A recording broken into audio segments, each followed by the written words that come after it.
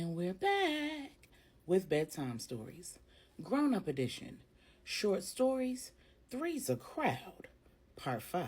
When we left off, Tru, codenamed Yael, Salema, codenamed Deborah, and the other 3 women on their team had put their murder game down in the DR. Tru made quick work of JR's right-hand man and then made her way to the room where Salema and JR were getting busy. She knew that subduing him was not going to be a one-woman task, especially since the goal wasn't to kill him. When the 3rd woman in the crew had gone back to one of the bedrooms with one of JR's generals, heard Tru's knock on the door where Salema and JR were. She went to her purse for a condom and a hypodermic needle. When she went to put the condom on with her mouth, she injected his femoral artery with a solution that immediately went through his bloodstream and rendered him unconscious. Then she headed out to the lounge area where everyone else was, carrying his gun. Together, she and the other 2 women held the remaining 2 men at gunpoint until they heard the thud that indicated that JR was under submission. Selena and Tru had a clear signal to indicate if they were in trouble, and the ladies hadn't heard it. So when they heard the thud, they knew everything was a go. And after turning on the porch light and the foyer light, they headed down the hall where the bedrooms were.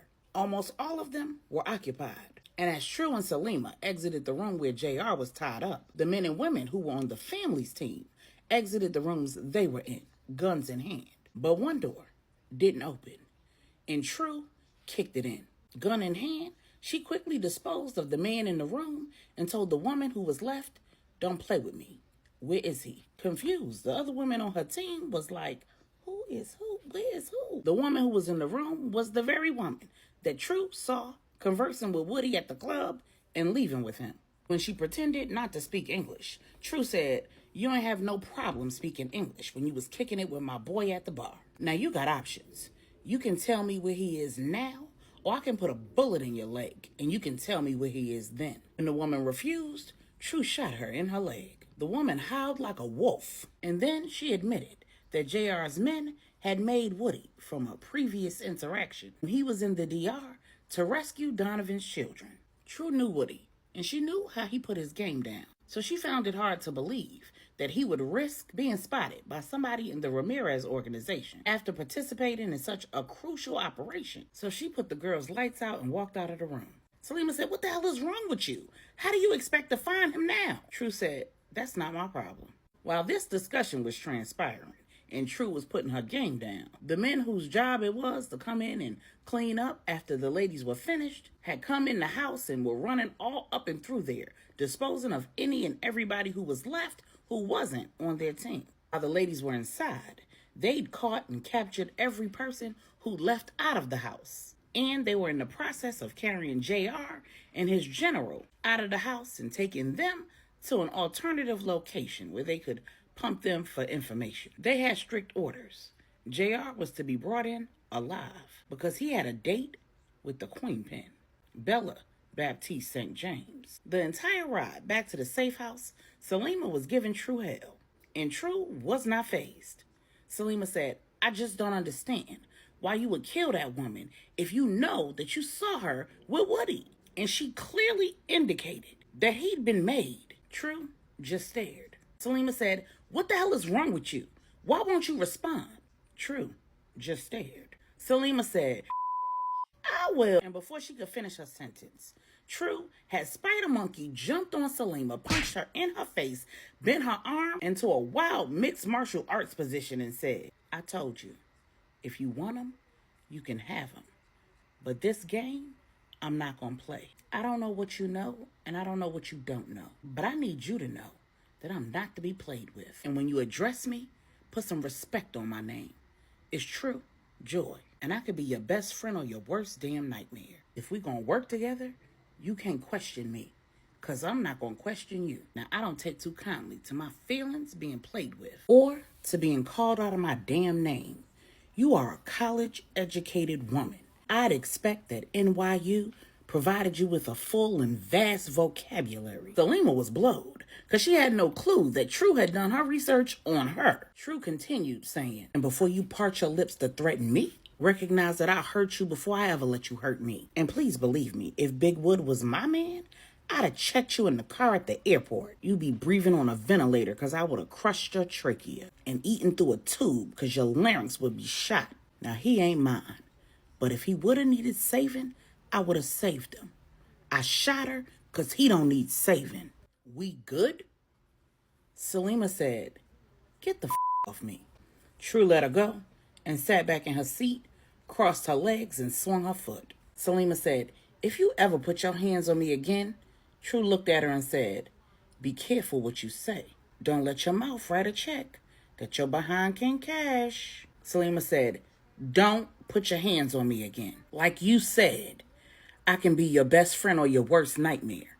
You got that one off, I'm gonna let you have that. The other women in the car was silent until one of them said, I suggest that when we get back to the safe house, y'all go ahead in the gym and shoot that fair one. Get it out y'all system, because by the looks of things, we're going to be working together more in the future. That play was virtually seamless. Tru said, I don't shoot fair ones. I fight dirty. She don't want to fight with me.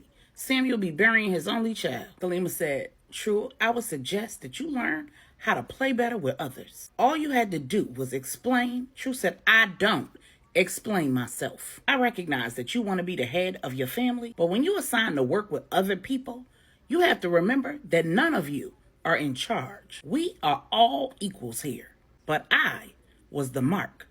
I peeped that early. Anybody disagree? The other ladies was like, nope. Tru said, look me in my face and tell me that you didn't know that. And Salema didn't say anything. Tru said, I like the way you work. I just think you need to learn how to talk to people, and you need to learn how to work as a team.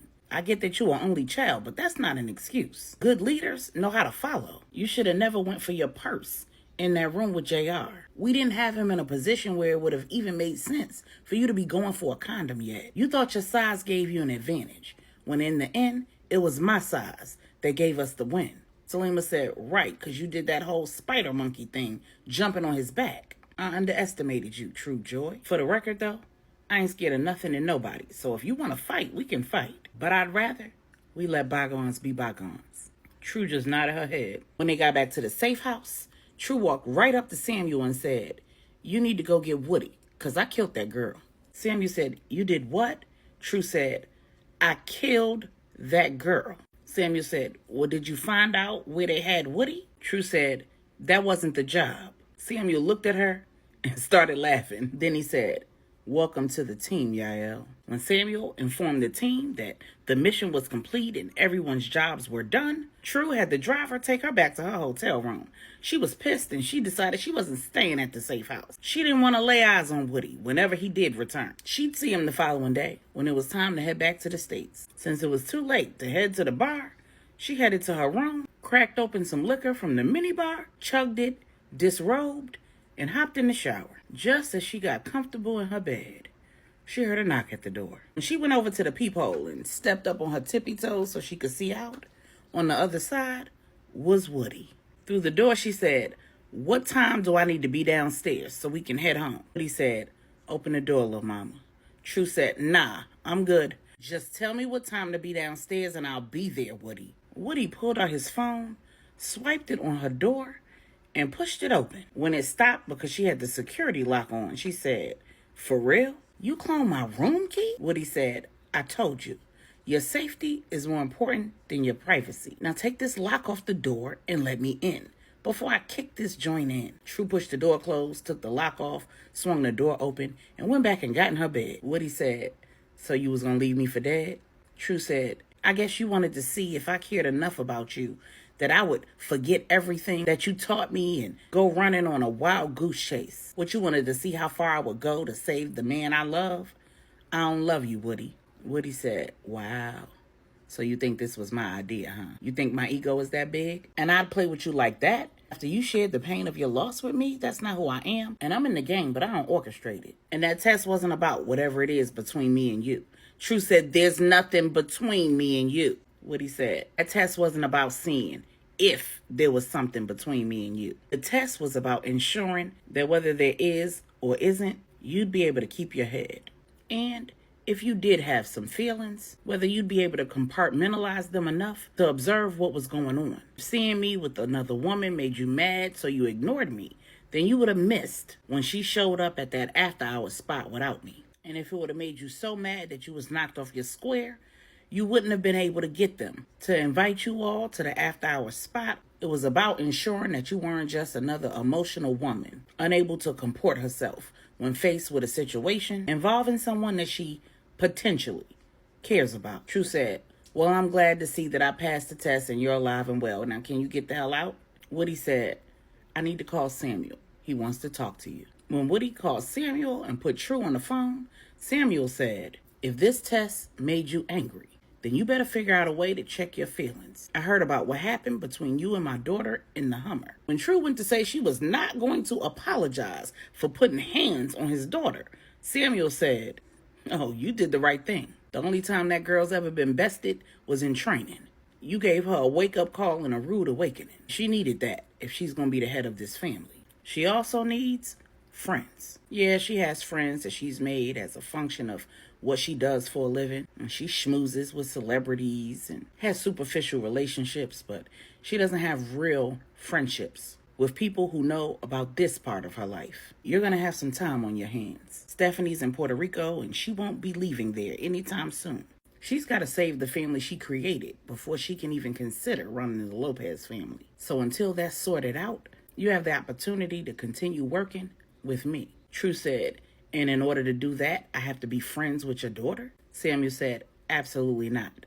The two are not interconnected. I'm asking you to avail yourself to being a friend to her. But she's got to seek it and want it of her own volition. I'm simply asking that you leave the door open for that. I'm also asking that you take some time off and be available to meet with my right-hand man, Marley, in New York in a couple of weeks. When Tru agreed to both, Samuel said, Woody's going to give you a satellite phone. It's assigned to you permanently. He's also going to give you the numbers to an offshore account where the payment for the work you just put in has already been deposited. I've also deposited what we call a royalty. You saved the life of a leader in our organization, and you get a bonus. Salema isn't the head yet, but she's well on her way. And to keep everybody honest, you get a bigger bonus when you ensure that a leader isn't in a position where they need you to save their life. Tru chuckled and said, now how am I supposed to do that? Samuel said, you get to know them. You become their friend. And then you're able to predict what they're going to do, when they're going to do it, and why. And you can head their foolishness off at the pass. Marley's been my right hand for over 30 years. He knows when I need to piss before I do. Tru said, so I'm going to be Salema's right-hand woman until Stephanie's ready? Samuel said, no, but you'll be partnered together quite a bit. You two are like yin and yang, and it plays well. When the conversation concluded, Tru handed Woody back his phone. He handed her her satellite phone in a slip of paper with her offshore account information on it and said, downstairs, 7 a.m. Tru looked at the clock and realized that was only 2.5 hours later.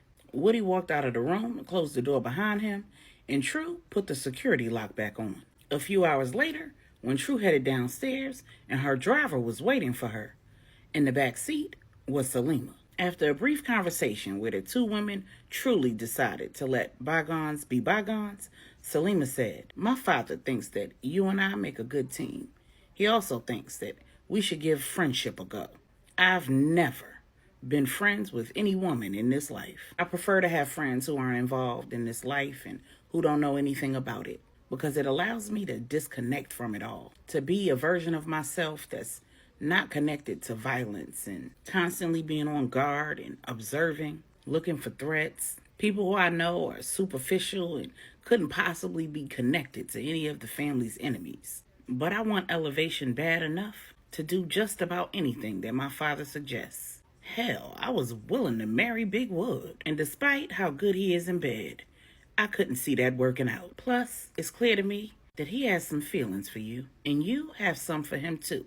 Whether you deny it or not, Tru, my point is that I don't just want to be friends to please my father and get in position. I want to be the best version of myself, no matter how this all turns out. And I know how possessive Stephanie is, so I'm not trying to steal her bestie or nothing. But if you don't know, she's my cousin. Shocked, Tru was like, for real?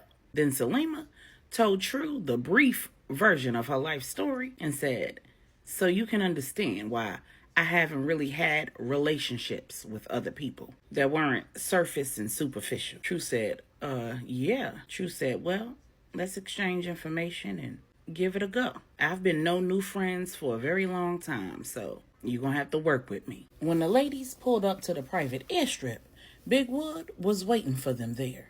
He'd gone to the airstrip after leaving Tru's hotel room, pulled up a cot in the warehouse, and took a quick nap. He walked across the tarmac as the chauffeured car pulled up and met them at the door of the airplane. Salema said, so I started a conversation in front of company. I figured I'd end it that way too.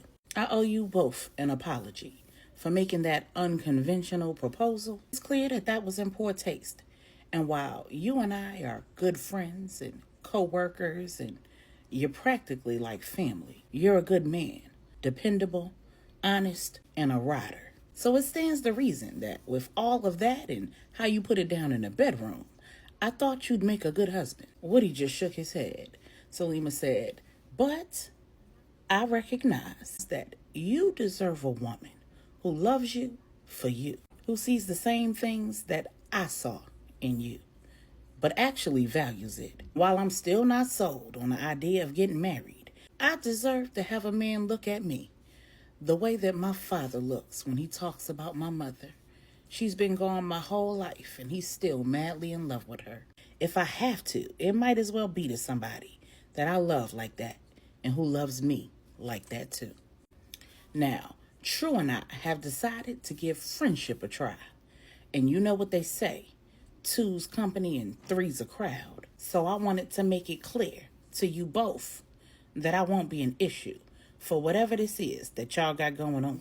And before either one of you tell me that nothing's going on or it's none of my business, y'all need to clear it up. If it's nothing, then it should look like nothing. And if it's something, then go on and make it something. Now, I'm getting ready to go enjoy my 2 weeks of vacation. What y'all two gonna do? Woody looked at Tru, then he looked at Salema and said, so, Lil Mama owes me 24 hours. My plan is to be surrounded by, covered with, and immersed in true joy.